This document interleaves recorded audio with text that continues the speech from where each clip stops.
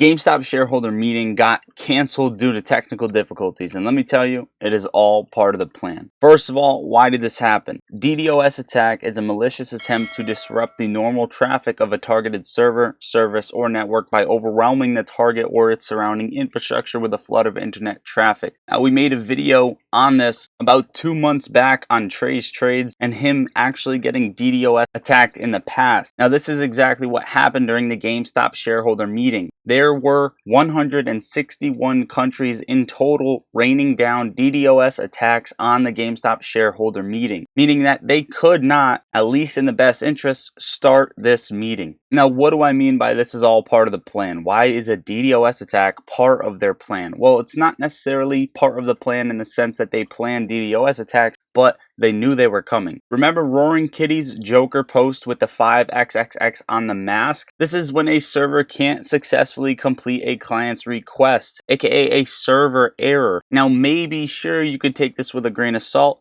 but let's just throw some further evidence in there. On June 7th, Roaring Kitty started his stream 28 minutes late and GameStop ended the day at $28. He then posts my masterpiece with this movie clip, so on and so forth. Well, on June 13th, 1966, the outcome of Miranda v. Arizona provided that suspects must be informed of their specific legal rights when they are placed under arrest. You have the right to remain silent. Silence is golden is the main message. So is Roaring Kitty saying he knew this was coming and that silence is actually golden and that they weren't going to say anything during the meeting, and that is what is actually going to hold the momentum? Maybe, maybe not. Now, I'm sure you've seen it already. Did Roaring Kitty sell his call contracts? What is happening with this? He was supposed to exercise them for retail, this, that, and the third. Everyone's freaking out, and it's being pushed on the mainstream media. Open interest, if you haven't heard, has been reduced from 120K and it was over 170K. Did he sell? Did E-Trade liquidate him within the risk management discretion they have? We don't know, but we sure know that many things are in motion here. Now, we don't know, but I'm going to give you my take on it. Mainstream media outlets are currently publishing reports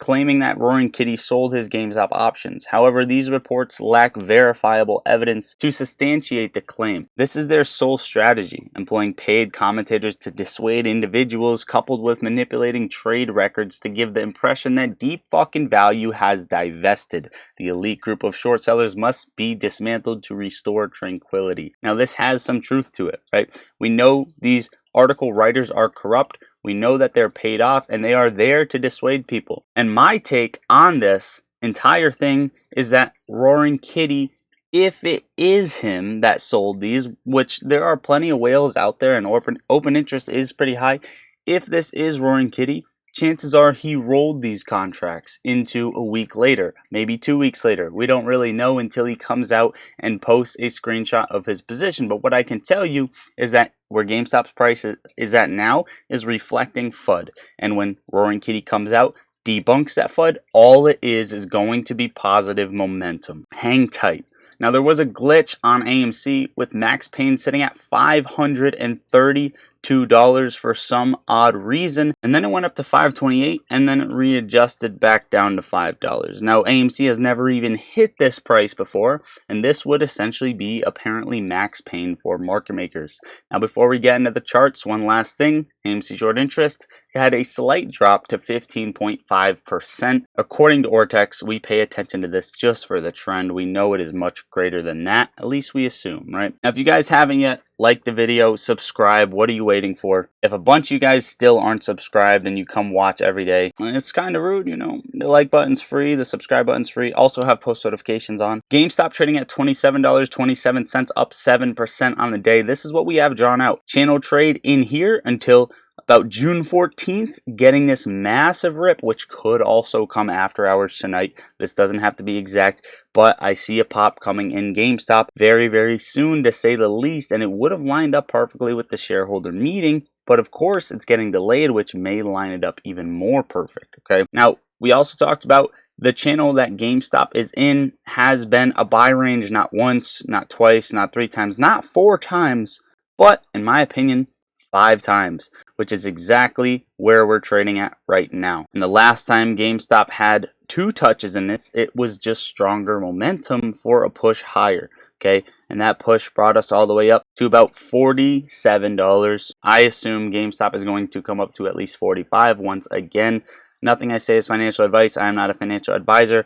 If we break 45 and we break 60 and we break 65, then we get that nice gamma ramp building to the moon, okay? Nice ladder to the moon.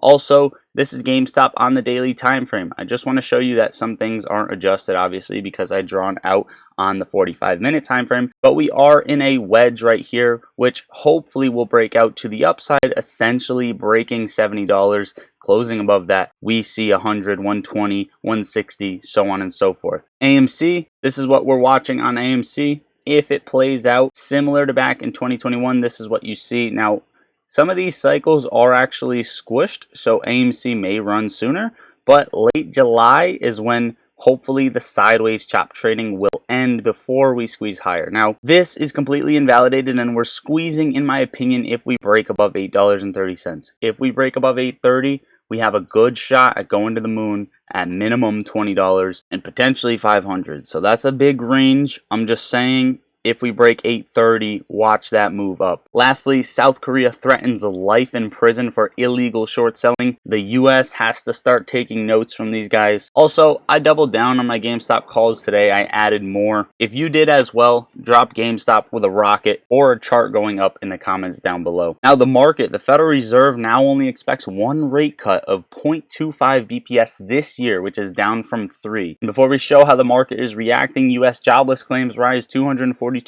estimated 225 and previously 229, which is the highest since August of 2023. Finally, the SPY got a double top right up at our target at 543.50, now coming back down. We need to hold this level at 540. If we don't hold 540, SPY is coming right back to 538. It's that simple. Some things that will also affect it is war. Russia nuclear-powered submarine and Navy ships have arrived in Havana, Cuba. Lastly, Tesla, 185.47, up 4.5%. Pay package news, this thing is scaling higher. If we get this close above 176 for the week, which is likely, Tesla is bullish, and this is exactly what we've been calling out over the next couple of months, coming up to 230. So just watch Tesla inverse head and shoulders on the weekly, coming up higher. Lastly, Bitcoin above 66,700 right now. If we look at it on the weekly, just to give you some hopium here, it doesn't look too bearish since the volume is low and we're getting a sell-off. And if we close the week by Sunday above 66.5, that will still remain bullish for Bitcoin. So I would like Bitcoin to close above 66.5 by Sunday to start that fresh week. Finally, SEC Chair Gensler tells Senate that Ethereum ETF will likely be approved in the summer. Overall, guys, go press the second link under the video. Open a Moomoo account. It's a free broker that's giving you level 2 order book data for free, so you can see where whales are loading up and dropping off shares on any given stock. They're also giving you access to trading options, going long, going short as a retail trader, and viewing other exchanges and more. But most importantly, it's free cash. If you open an account and deposit in there, you're getting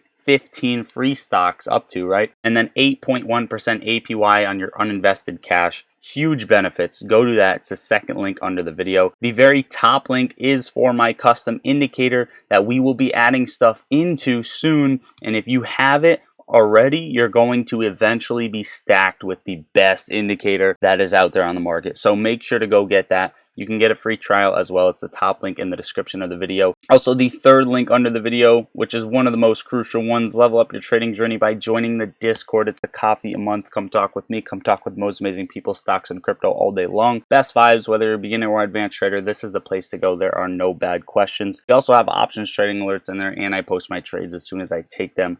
That is it, guys. I love you all. Lottery Stocks out.